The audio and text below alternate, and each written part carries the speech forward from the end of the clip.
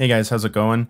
In this video, I'm going to be reviewing The Call of Cthulhu by H.P. Lovecraft.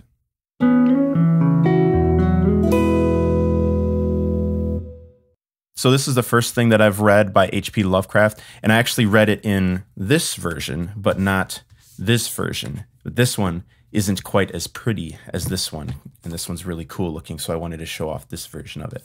And it got me hooked from like page one. I was reading something else and I happened to pick up my version of the book and I flipped to page one and I read page one and I'm like, oh yeah, I'm hooked. I need to start this right away.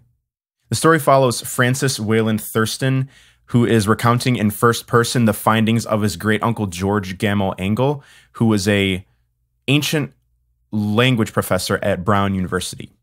His uncle was working on something called the Cthulhu cult, where he was studying people around the world having similar stories, strange behavior, specific patterns that all related back to this Cthulhu figure.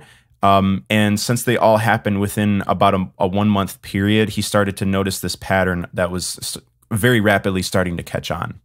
All of the people that his uncle were studying had a lot of things in common. For example, they were all having really vivid, really strange dreams about Cthulhu himself and his cities. Very specific phrases referencing him and his city that couldn't possibly have been by chance or just random, because everybody was located around different parts of the world, and also the like resurfacing of these ancient artifacts that resembled Cthulhu. And it's about this ancient old god that was here before men even existed and is basically completely forgotten about, except for the people who do remember him and worship him in very remote parts of the world, and these people that are very suddenly just having these strange dreams all within like a 1 month period. So his uncle is saying this just can't be coincidence. This has to all be related to each other. He's depicted as having like an octopus, very tentacly face, scaly body and wings, and is typically shown in like a crouched position on these little like carvings that people bring forward. And on the cover of this book, you can kind of see a likeness of him, not the entire thing, but basically what his face looks like. He deduces that Cthulhu can visit people in their dreams and put ideas in their head so that one day he can be awoken back into his physical form and ultimately take over the world, which is stated very often in this book would be very bad. What's great about this story is that Thurston is relaying all of this information that he's found to us through, the findings of his uncle and kind of condensing it down into a shorter story. That way we don't have to read, an entire 500-page novel in order to follow every single step that he outlines in his findings, which I'm not saying would be bad. I think an entire novel of this story would be really great because, but it's nice to have something condensed and you can go from piece to piece and cover a longer amount of time.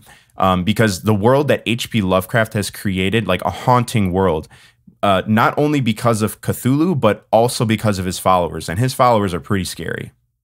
There really is a reason why this story is so loved by so many people. It has this classic literature feel to it, and it really transports you back to the early 1900s when this story takes place, and it gives off this really cool detective story type vibe. I also really liked how many people in the story were describing Cthulhu's city relay as like the geometry of it being wrong. When they visit it in the end, at times they said that the surface looked convex sometimes, and sometimes it looked concave. Like the physics of it didn't really make sense. And the way that it's described, it really leaves you up to your imagination on how something that behaves by other laws of physics might exist in this universe. My only problem with the story is that it seemed like they defeated Cthulhu a little bit too easily.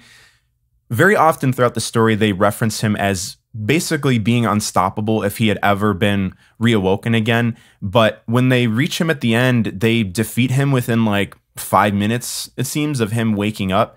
It seemed a little bit too easy. It was a little bit anticlimactic for me. Taking everything into consideration, I'm going to be giving this story a 4 out of 5. You can bet that I'm going to be reviewing more H.P. Lovecraft stories in the future. He's left a really good impression on me. Let me know which one of Lovecraft's stories is your favorite and which one I should read next. In the meantime, I'll see you guys in the next review video. Thanks for watching.